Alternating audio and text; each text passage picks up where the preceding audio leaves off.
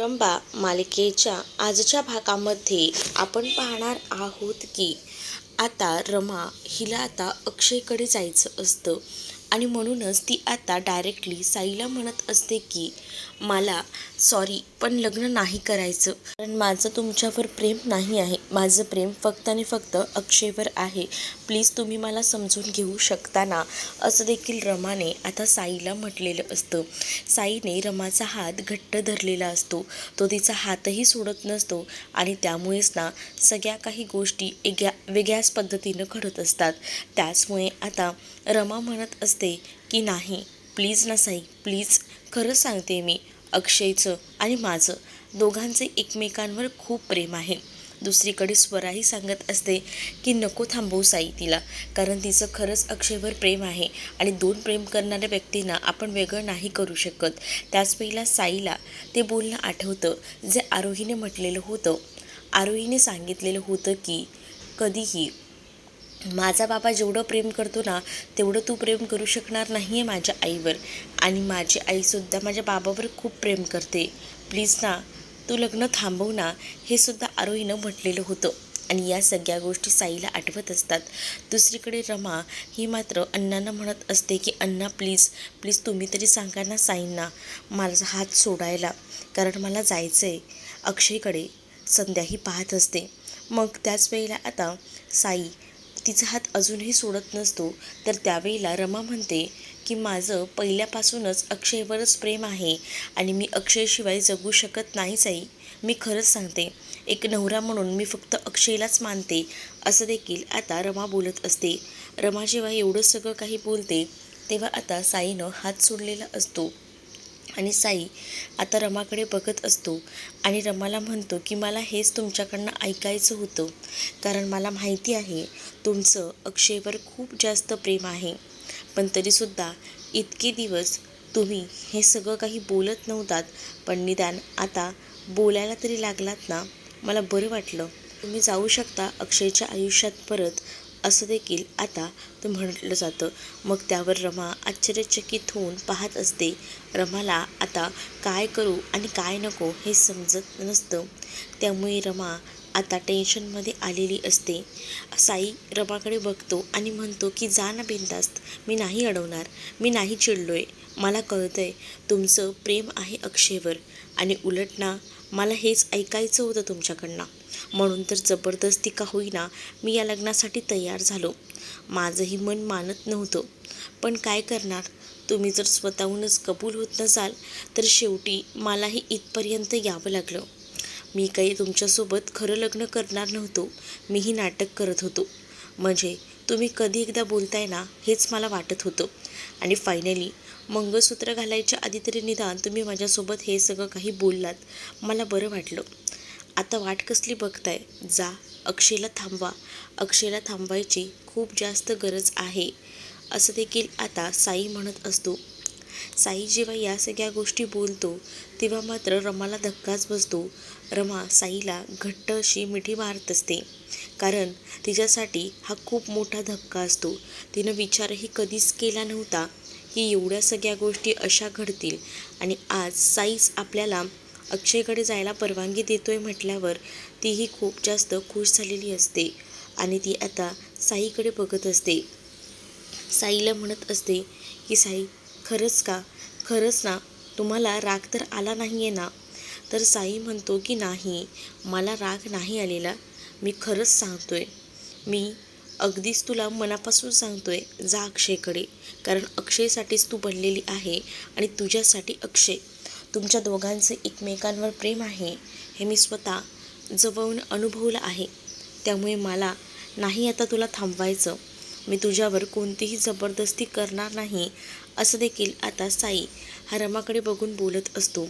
मग रमाला असं वाटतं की साईनं परवानगी दिली आहे, पण इथे असणाऱ्या या संध्या मावशींचं काय, म्हणूनच ती संध्याकडे जाते आणि संध्याशी बोलायचा प्रयत्न करत असते.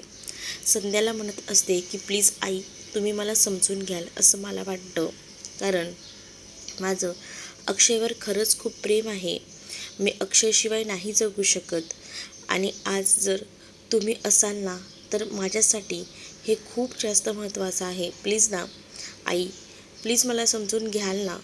मग आता संध्या काहीच बोलत नसते. त्यावर स्वराही म्हणत असते की प्लीज काकू समजून घ्या, त्या दोघांचं खरंच एकमेकांवर खूप जास्त प्रेम आहे.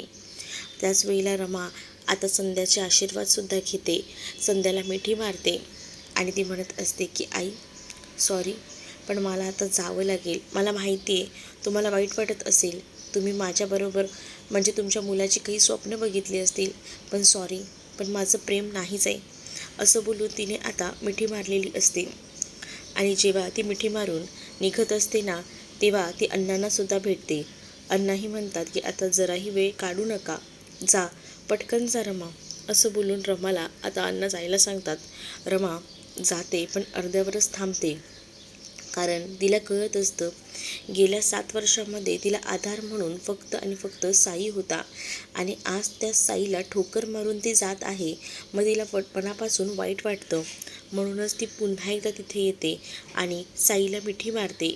साईला मिठी मारून ती आता एकदमच रडू लागते आणि साईचे आभार मानत असते. साई खरंच थँक्यू, आज तुमच्यामुळे हे सगळं शक्य झालं, तुम्ही होतात म्हणून. आणि असं बोलून ती आता लगेचच तिकडनं जायला निघते. आणि जेव्हा ती तिकडनं जात असते ना, तेव्हा जाता जाताच तिने गळ्यामध्ये हार घातलेला असतो तो सुद्धा उडवून लावते. त्याचसोबत तिच्या हातामध्ये हिरव्या रंगाची शॉलसुद्धा असते, तीही ती आता उधळून लावते, कारण तिला पटकन अक्षयकडे धावत जायचं असतं. आणि त्याचसाठी त्याच अवतारात मुंडाव्या वगैरे बांधून ती आता अक्षयकडे जायला निघालेली असते. दुसरीकडे संध्या जाणाऱ्या रमाकडे बघत असते, कारण रमा आता स्वच्छंद झालेली असते. एवढे दिवस रमा एकदमच बर्डनखाली येऊन जगत होती, पण त्या रमामध्ये झालेले बदल बघून संध्या चकित होते. इकडे आता अक्षय जायला निघालेला असतो. अक्षयने पाण्याच्या बॉटल्स वगैरे घेतलेल्या असतात, त्याचसोबत आरोहीसुद्धा त्याच्यासोबत असते.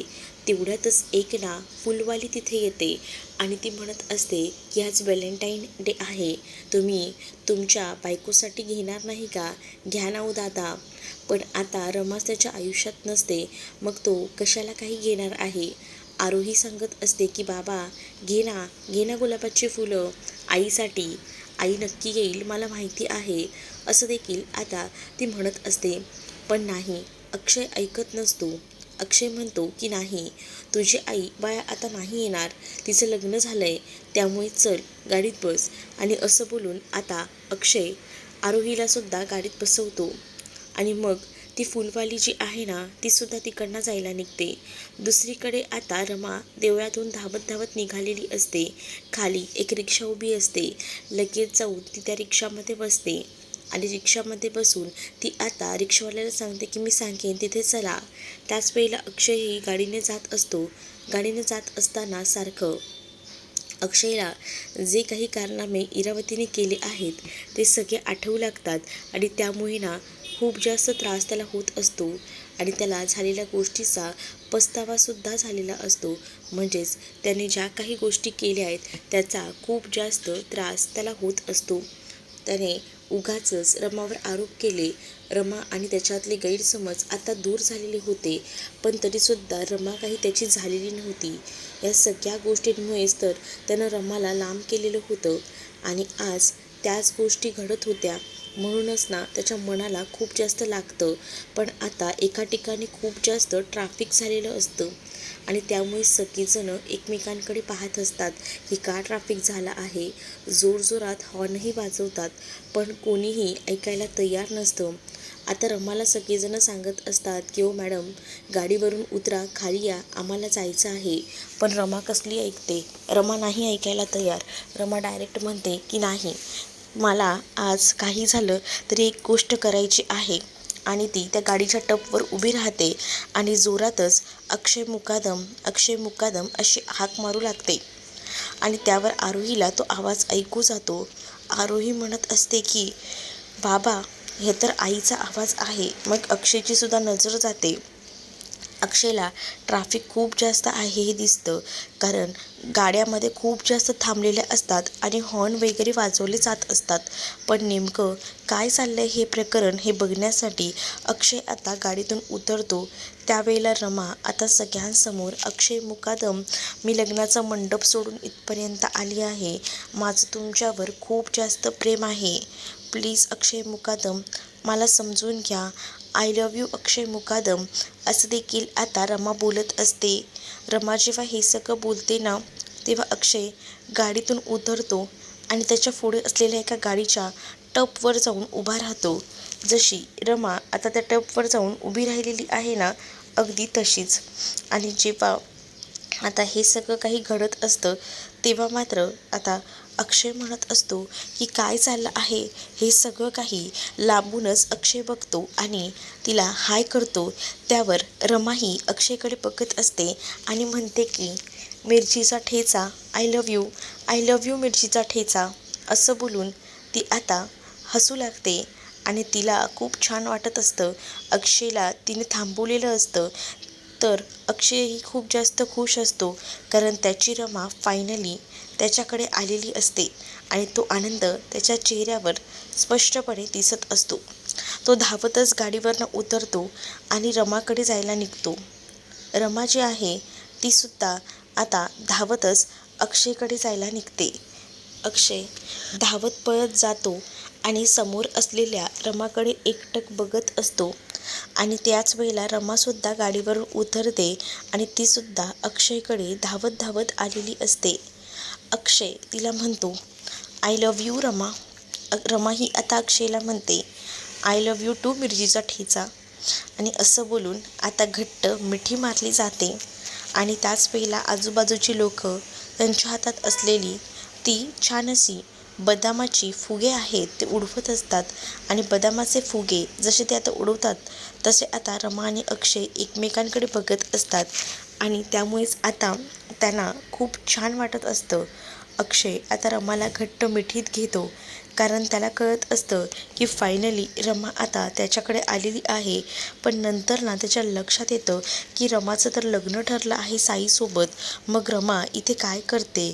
म्हणूनच आता अक्षय थोडासा स्टेबल होतो आणि त्यानंतर रमाला आपल्याकडून थोडासा बाजूला करतो आणि तिला म्हणतो की हे काय, तुझं तर लग्न झालं आहे ना साईसोबत, मग मग हे काय.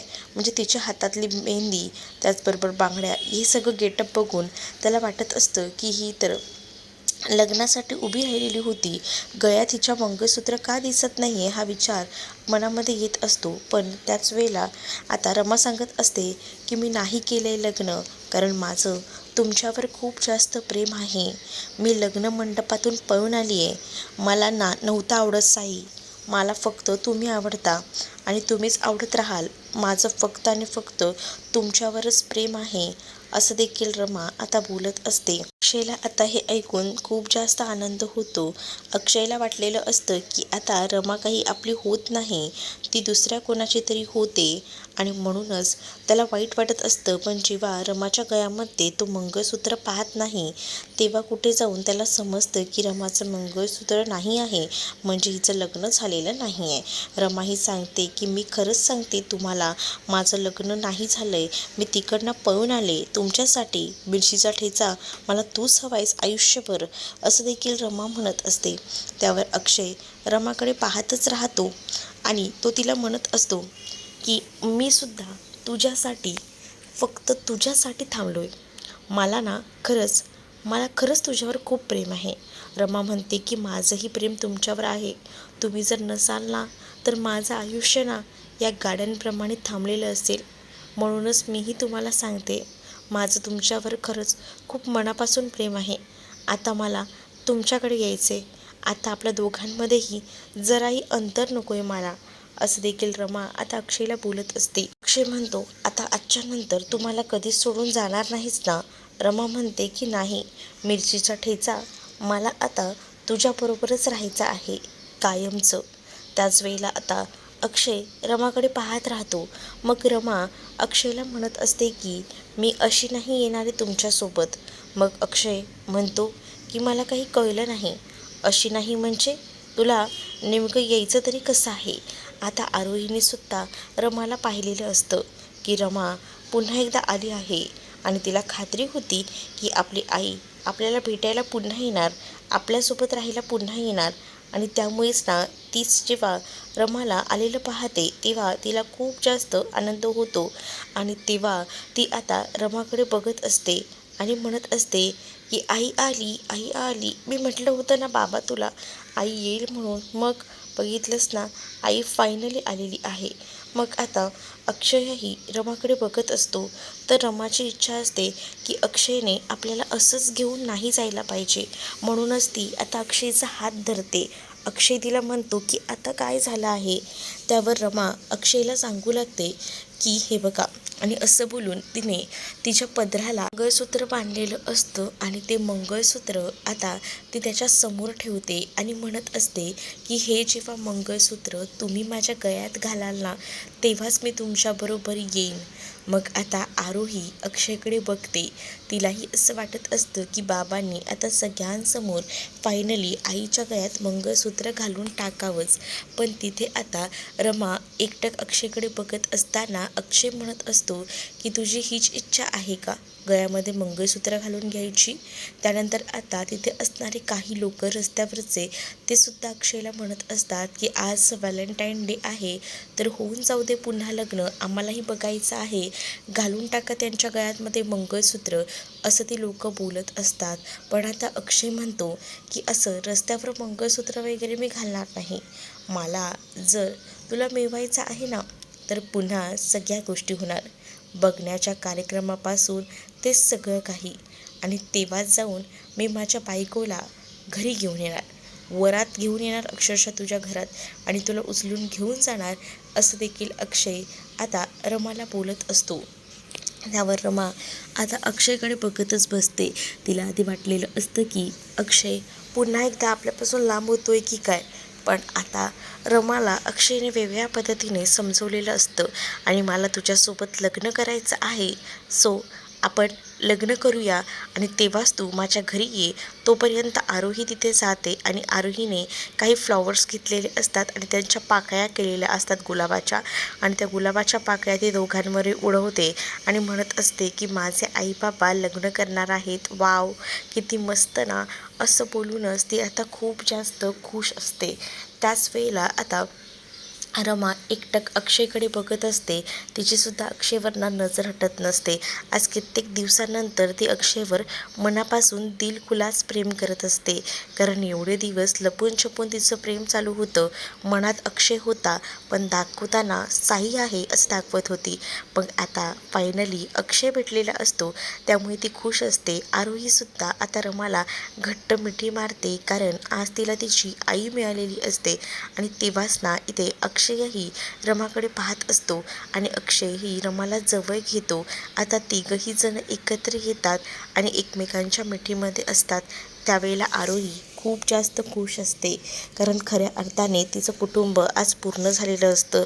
पुढील भागामध्ये आपल्याला पाहायला मिळतं सगळीजणं पुन्हा एकदा घरी आलेली असतात, रमा अक्षय आलेले असतात. त्याच वेळेला साई म्हणतो की मग आता काय काय करायचं आहे, तुमचं लग्नच झालेलं नाही आहे, मग आम्ही ठरवलं आहे की पुन्हा लग्न करायचं, सगळ्या काही गोष्टी परत करायच्या असंही ठरलं आहे.